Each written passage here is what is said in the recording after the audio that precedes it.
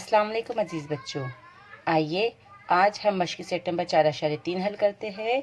सवाल है आपका कि अगर a बटे b बराबर 7/3 हो तो दर्ज झेल निस्बतों की कीमत मालूम कीजिए।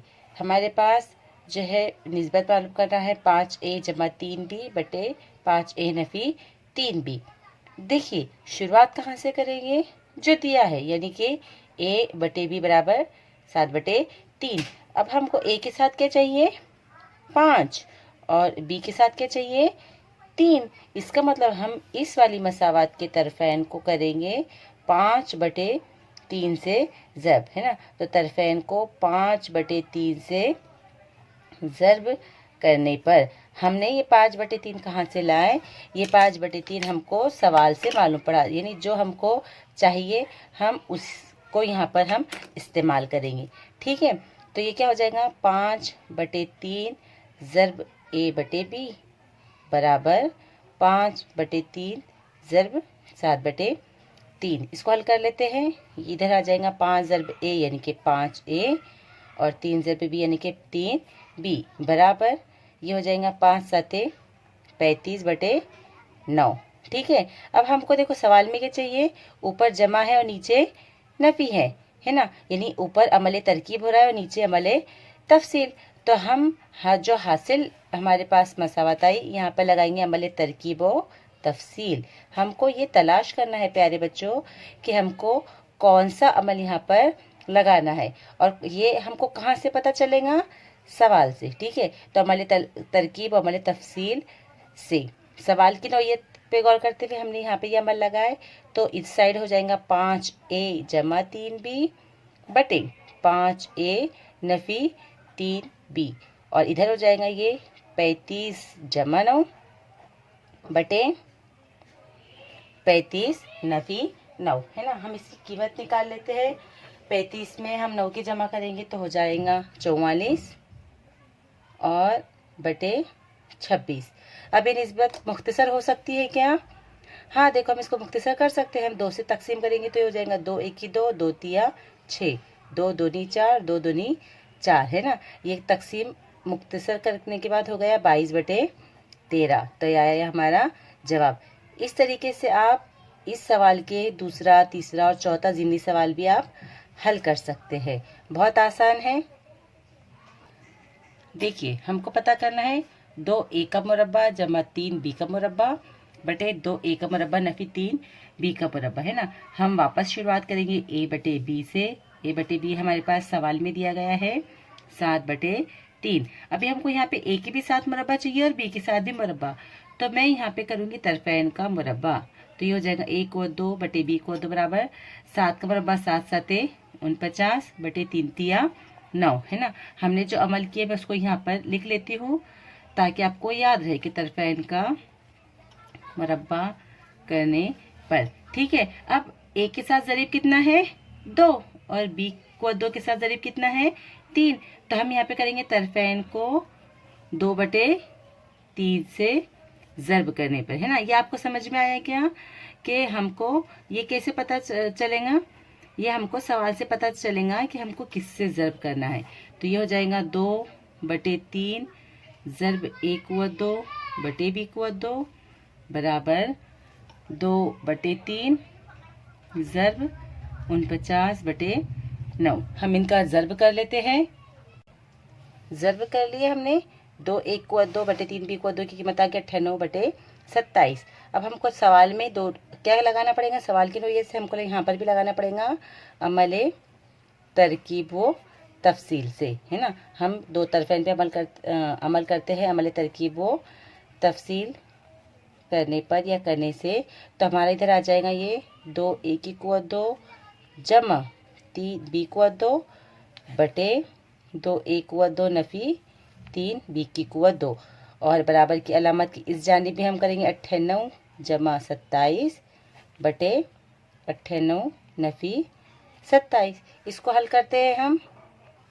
जमा करने पर हमारा जवाब आया 125/71। अब ये दोनों भी दोनों का भी कोई मुश्तरक ज़ाफ नहीं है, यानी इसके आगे ये निस्बत मुख्तसर तरीन सूरत में अब नहीं तब्दील हो सकती। तो यहाँ पर आके हम रुकते हैं। सवाल नंबर 2 देखते हैं हम कि अगर 15 इक्वल 2 जमा 4 b इक्वल 2 बटे 15 इक्वल 2 नफी 4 b इक्वल 2 बराबर 47 बटे 7 हो, तो हमको ये 4 निस्बतों की कीमत तय करना है। देखिए बच्चों, सवाल बड़ा इंटरेस्टिंग है। आपको हल करने के लिए क्या याद रखना है कि सबसे पहले हम निस्बत ए बटे बी मालूम करेंगे। जब तक ए निस्बत बी नहीं आएंगे तो हम बाकी निस्बतें मालूम भी नहीं कर सकते। तो इसका हल किस तरीके से करेंगे हम, जो दिया है हम वहाँ से शुरुआत करते हैं। हमारे पास दिया गया है कि 15 इक्वल 2 जमा 4 बी इक्वल 2 बटे 15 इक्वल 2 नफी 4 बी इक्वल 2 बराबर 47 बटे 7।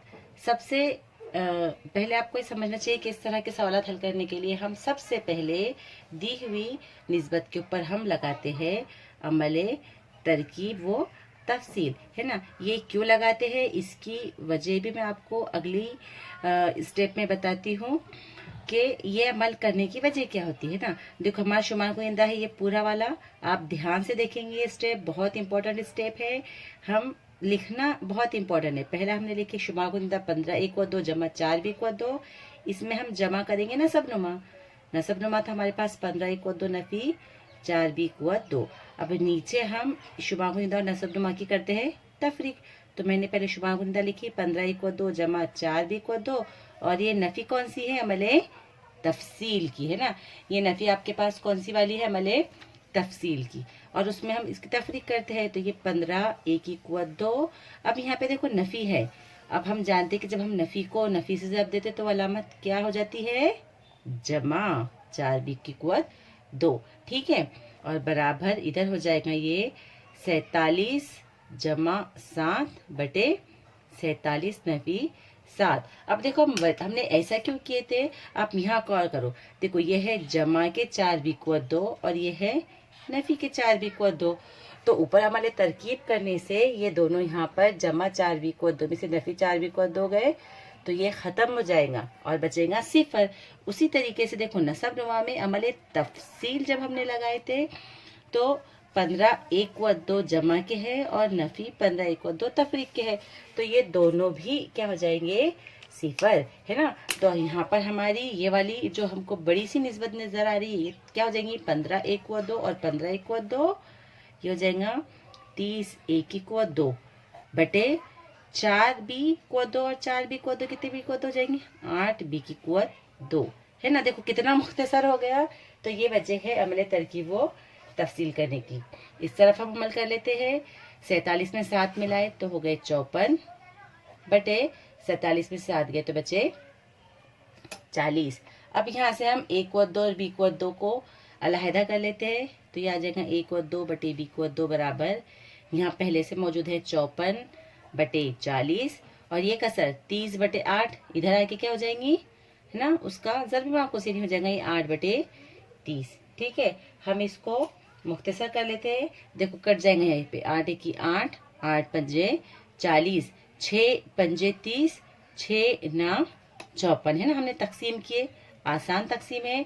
तो ये हो गया 9 1 की 9 बटे 5 पंजे 25। तो यहाँ पर आया हमारा 1 को 2 बटे b को 2 बराबर 9 बटे 25। अभी देखो यहाँ पर हमको a बटे b मालूम करना है, तो ये हम कुव्वत को जब इधर भी जाएंगे तो बच जाएगा जज़रुल मुरब्बा। तो अब यहाँ पे लिख सकते हैं कि इसलिए a बटे b बराबर कुव्वत को उधर भी जाने पर ये हो जाएगा जज़र 9 बटे 25। और जब हम 9 बटे 25 का जज़रुल मुरब्बा निकालेंगे तो आप जानते हैं कि 9 का जज़र आएगा 3 बटे 5। तो इस तरह से ये हमारा पहला आंसर आ गया a बटे b बराबर 3 बटे 5। आसान है ना, बहुत आसान है ना। एकदम आसानी से हमने अमल तरकीब व तफसील लगाने से इसको हल किए, तो ये जवाब आ गया। दूसरी निस्बत पता करनी थी हमको 7a नफी 3b बटे 7a जमा 3b, है ना। तो हम यहाँ पे शुरुआत करेंगे हमारे पहले आंसर से। पहला आंसर आया था हमारा a बटे b बराबर 3 बटे 5, है ना। अब सवाल की नौयत से जो हमको चाहिए हम उसको ले लेते हैं। सवाल में हमको चाहिए a के साथ में 7 और b के साथ में 3, है ना। तो हम कर देंगे यहाँ पर जैसे हमने सवाल नंबर 1 में किए थे कि तरफैन को 7 बटे 3 से ज़र्ब करने पर اور اب آپ کو اچھی طریقے سے سمجھ میں آیا ہوگا کہ بھئی ہم یہ جو ضریب سلیکٹ کرتے ہیں، یہ ضریب ہم کیسے سلیکٹ کرتے ہیں؟ سوال کے نوعیت پہ، سوال کو سامنے رکھتے ہوئے، ہے نا. تو یہ ہو جائیں گے ہمارے پاس 7/3 سے ہم نے ضرب کیے A/B کو. اسی طریقے سے پیارے بچوں دوسری طرف بھی ہم نے ضرب کیے 7/3 کو 3/5 سے. حل کرو. 7 ضرب A 7A، 3 ضرب B 3B. تو یہ ہو گیا 7A/3B برابر. اب دیکھو 3 اور 3 ہمارا تقسیم آسانی سے ہو جائے گا. ادھر آ جائے گا 7/5. ٹھیک ہے. اب سوال میں ہمارے پاس اوپر نفی ہے، نیچے جمع ہے. اس سے کوئی فرق نہیں پڑتا. پہلے ہم لے لیں گے ہمارے پاس عمل ترکیب و تفصیل، اور اس کے بعد ہم کر لیں گے اس کا عمل عکس. تو نفی جو ہے وہ اوپر چلا جائے گا، جمع جو ہے وہ نیچے آ جائے گا. ٹھیک ہے. تو میں اس پہ لگاتی ہوں عمل ترکیب و تفصیل. میں نے لگائی عمل ترکیب و تفصیل. تو یہ ہو گیا 7A جمع 3B بٹے 7A نفی 3B برابر اس جانب 7 جمع 5 بٹے 7 نفی 5. اس کو ہم حل کریں گے تو یہ آ گیا 2/1. اب جو ہم کو چاہیے اس میں یہ نفی والا اوپر چاہیے اور جمع والا نیچے چاہیے، ہے نا. تو آسان ہے، ہم لگا دیں گے عمل عکس سے، ہے نا. تو عمل عکس کرنے پر یا عمل عکس سے یہ مساوات یہ نسبت ہماری تبدیل ہو کے ہو جائیں گی 7A نفی 3B بٹے 7A جمع 3B برابر 1/2. دیکھا پیارے بچوں، یہاں ہمارا جواب آ گیا 1/2. اب آپ یہ سوال حل کرنے کی کوشش کیجئے. اس کے لیے آپ کے سرپرست حضرات یا آپ کے اساتذہ کی مدد کر سکتے ہیں. تو یہ والا سوال میں آپ کو آپ کی پریکٹس کے لیے چھوڑ رہی ہوں، ہے نا. اس کو آپ مکمل کیجئے.